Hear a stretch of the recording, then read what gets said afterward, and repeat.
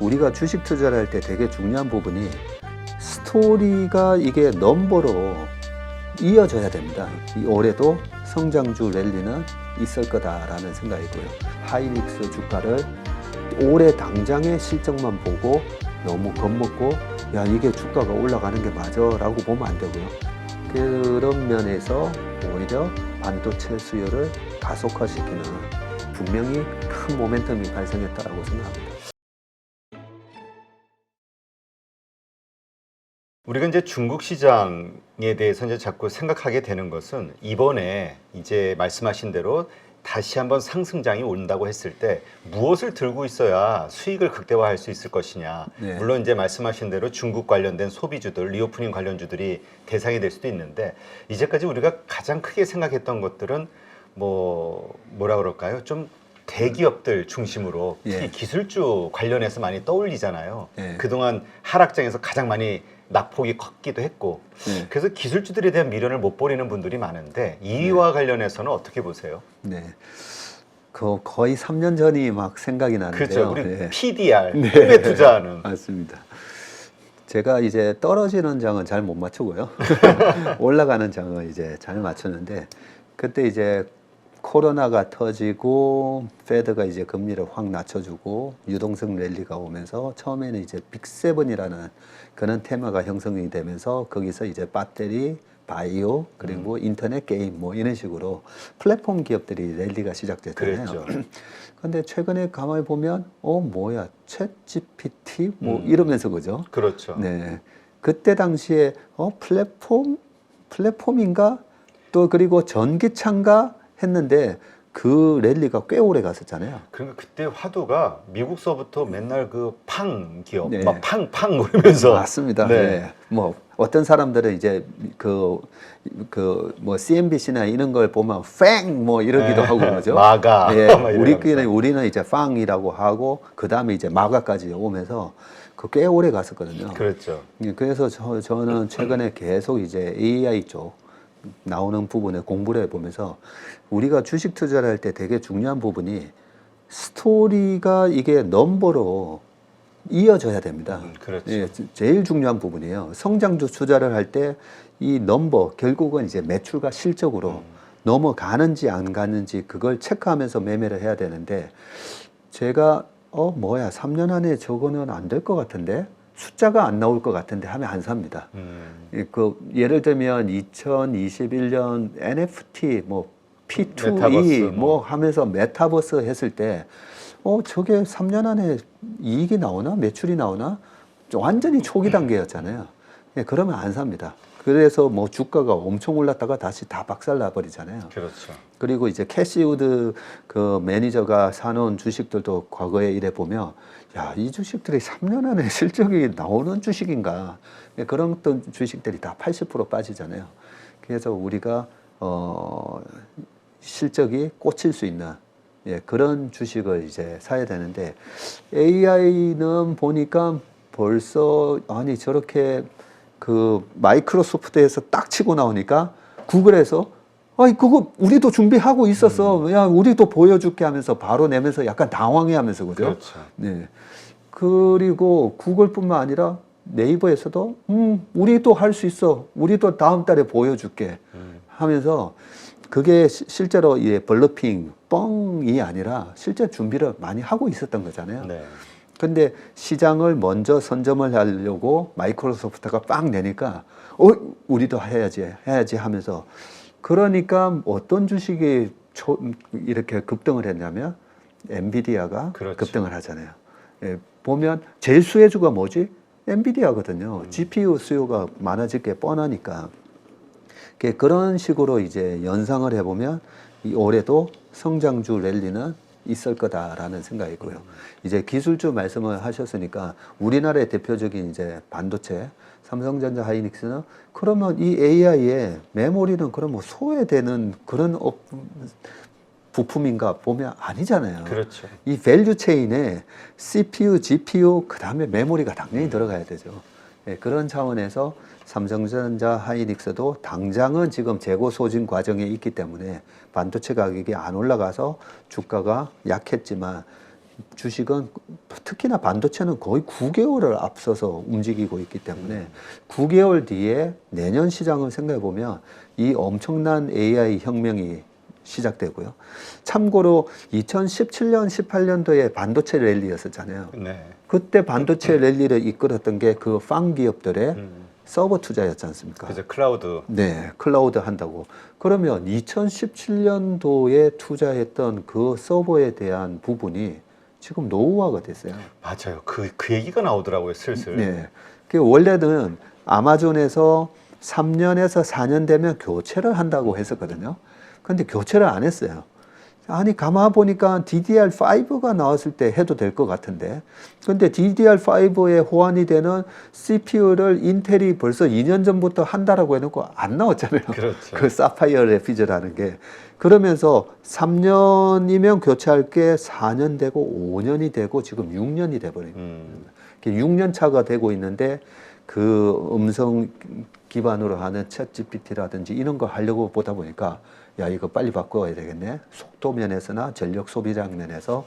그래서 올해 하반기 내년에 메모리에 대한 부분도 DDR 이제 4에서 DDR3로 넘어가면서 DDR4 가격은 이미 이제 많이 떨어졌지만 DDR5 가격이 또 프리미엄급 제품처럼 넘어오면서 서서히 수익성도 개선이 되고 그런 측면에서는 우리나라의 그런 테크 주식들도 괜찮고 미국의 테크 주식들도 저는 상당히 괜찮다고.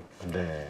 근데 진짜 말씀하신 것처럼 그런 클라우드 센터에 대한 그 교체 수요도 있겠지만 네. 지금 챗GPT라는 게 나오면서 그 클라우드에 경쟁적으로 투자를 했던 것처럼 네. 여기도 저 미국의 그 빅테크 기업들부터 시작해가지고 뭔가 경쟁적으로 투자하는 발표들이 나오잖아요. 네. 이게 클라우드 17년, 18년도에 그 클라우드만큼의 파괴력 있는 시장 확대의 아이템일지 네. 이 인공지능이라는 게 네. 어떻게 보세요? 뭐 제가 뭐 그 정도까지 뭐 알 수 있는 그런 수준은 아니지만 최근에 이제 신문을 계속 보면서 그 기업들의 이제 동향을 보잖아요. 네. 동향을 보면 보통은 이제 어디서 이제 뻥카를 날리잖아요.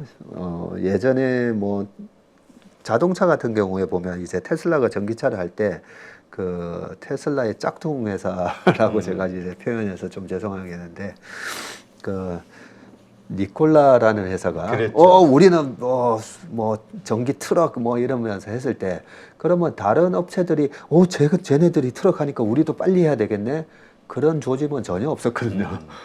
그런 차원에서 이번에 챗 GPT를 보면서는 반응들이 완전히 다르죠. 그렇죠. 아니 그래서 우리가 할 건데 우리가 하려고 했던 거야. 왜냐하면 이제는 우리가 아이언맨 영화에서 보듯이 그냥 음성으로 그 아이언맨에 나왔던 그 음성 그 여자 목소리에 그 이름이 뭔지 모르겠어요. 기억이- 근데 하여튼 그 영어로. 컴퓨터하고 계속 얘기하죠. 뭐 해달라고 하고. 얘기하잖아요. 그런 것처럼 이제 그런 세상이 온다는 거잖아요. 그런데 우리가 처음에 포탈도 그렇고 이 스마트폰도 안드로이드하고 애플의 iOS 딱 해버리니까 그냥 굳어져 버리잖아요. 사람들이 그게 익숙해져 버리고 그렇죠. 다른 경쟁자가 못 들어오니까 그래서 이 챗 GPT나 챗봇이 딱 치고 나가니까 다른 데서 이거 우리도 빨리 해야 되겠네. 그런 면에서 오히려 반도체 수요를 가속화시키는 분명히 큰 모멘텀이 발생했다라고 생각합니다. 그래서인지 하여튼 최근에 외국인들이 SK 하이닉스와 삼성전자 지금 사실 뭐 재고에 대한 우려, 그 다음에 실적은 뭐 적자, 뭐 이번에 뭐 컸었잖아요. 네. SK 하이닉스 같은 경우는 조 단위의 적자가 얘기가 되고 있고 그럼에도 불구하고 계속 매집을 하고 있단 말이죠. 네. 그걸 어떻게 봐야 될까? 왜냐면 개인은 그 지금 다 팔고 있거든. 지금 네. 비싸다. 실적으로 봐서는. 그리고 앞으로 떨어질 가능성이 더 있다라고 봐서 이제 매도를 하고 있는 건데 참 고민이에요. 우리 예전에도 삼성전자 팔면 안 되는데 이런 얘기 하셨잖아요. 네, 작년에도 계속 말씀을 드렸고 그 부분을 좀 더 이제 쉽게 설명을 해드리면 3년 전에는 제가 왜 이 빅세븐이라는 주식이 올라가는지 그 이유를 5개의 식당에서 2개가 망했을 때 3개가 남은 그 식당이 나중에 경기가 회복됐을 때 그 매출을 갖다가 죽은 기업의 매출을 다 먹게 되는 그런 논리로 말씀드렸잖아요.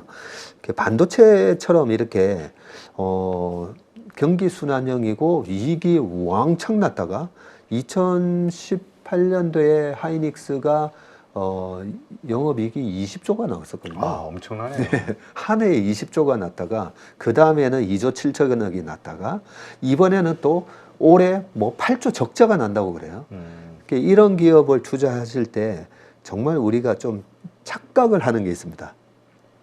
투자자들이 큰 착각을 하는 게 뭐냐면 여기 지금 상가에 월세를 내시잖아요. 네네. 자, 월세를 내서 500을 낸다고 가정을 하자고요. 그러면 500만 원씩 내면 1년에 6천만 원. 1년에 6천만 원인데 이 상가가 오피스텔이 10억 한다. 그럼 6%나 들어오니까 괜찮잖아요. 그러면 10억이면 사야 되겠죠. 그렇죠. 예, 근데 한 10억 이렇게 20억이라고 하잖아요. 그럼 20억이면 6천만 원 해서 3%지 않습니까? 그죠? 자, 그런데 10억이라고 가정을 하고요.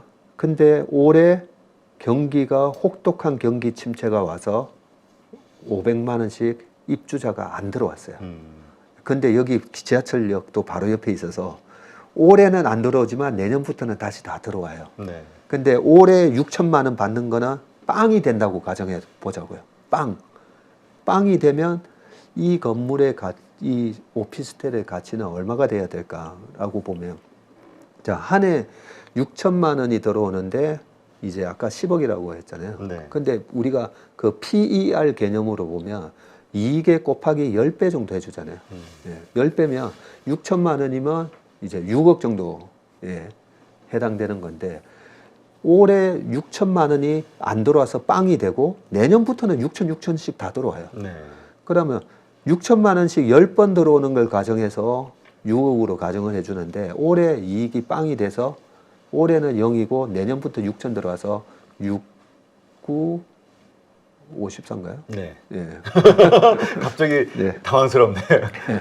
6, 9, 54. 그래서 보면 올해 이익이 빵이 돼도 내년부터 회복한다고 가정을 하면요. 실제로 주가는 이익이 제로가 돼도 실제로 이 회사 주가는 10%만 빠지면 돼요. 예. 그런데 우리는 와, 하이닉스가 올해 8조 적자 난데 뭐 이런 식으로 되면 주가가 여기서 더 박살내야 된다라고 생각하는데 반도체는 사이클 기업이 됐잖아요. 그렇죠. 지금 일시적인 거라는 예, 거죠. 일시적이고. 구조적인 게 아니라. 네.